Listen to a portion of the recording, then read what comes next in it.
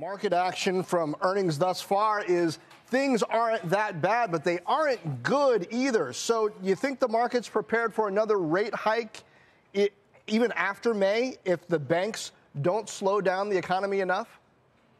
No, it's a great point. I mean, you really have a lot of mixed news that investors are being forced to digest in this market just in the last several days. Even today, a stock like AT&T gets crushed on earnings. A home builder, which is the most rate-sensitive part of the market, surges on a very strong report. So I definitely think the economy is performing much better than people thought just a couple of weeks ago. And that brings into question, the upcoming path of monetary policy. So it looks very certain that the Fed will move forward with 25 basis points on the 3rd. You saw two more officials today, Mester and Williams, both hinted that the market's fully pricing that in. And then the question becomes, what comes after that in the second half of the year? You're pricing in about a 50 basis point cut in the final months of the year, approximately, 4.5, 4 to 4.6% funds rate. I think if you kind of strip away the March bank turmoil, you are seeing the economic data begin to move again in the Fed's desired direction. I think it's being accelerated a little bit by what happened in March, but I think the kind of trajectory was already in place. So even if you dissect today's Philadelphia Fed, there were some very strong disinflationary forces within it.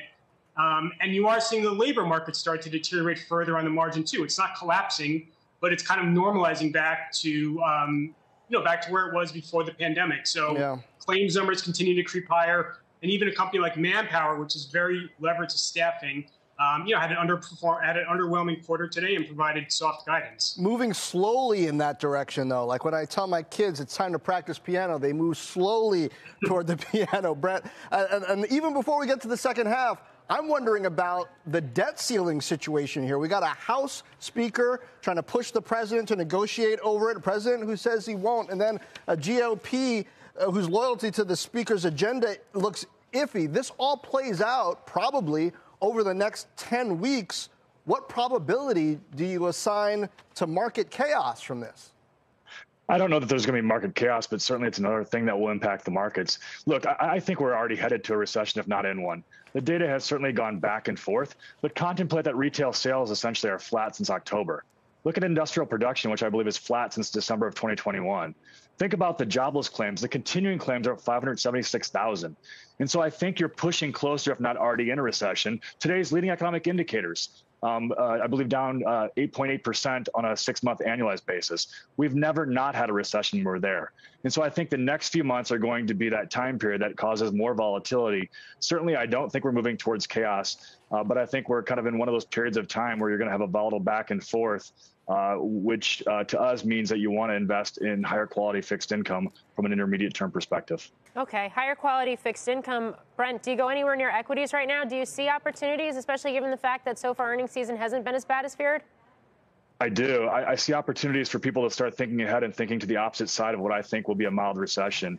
And so I think about the narrative that stocks are too expensive. I think the S&P 500 is expensive. I know it's higher quality. I heard the conversation on the show before about Procter & Gamble.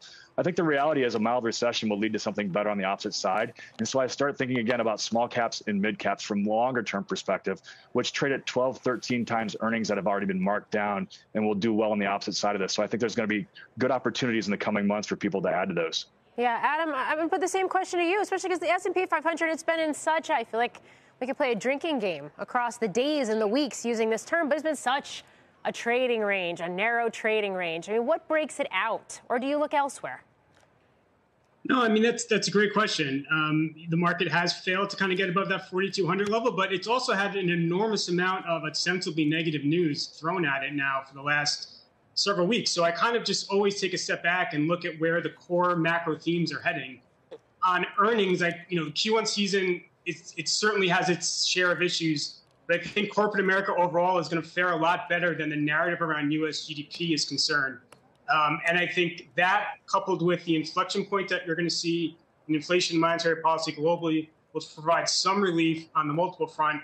And then as we head into the summer and you start to look to 2024 estimates, that will help the optics around equity multiples. And so that will help the market look cheaper than it currently is. So again, this is not an easy market by any means. The upside isn't necessarily all that compelling at these levels, but I continue to push back against some of the extreme bearishness that's really been thrown at the market now, since late last year.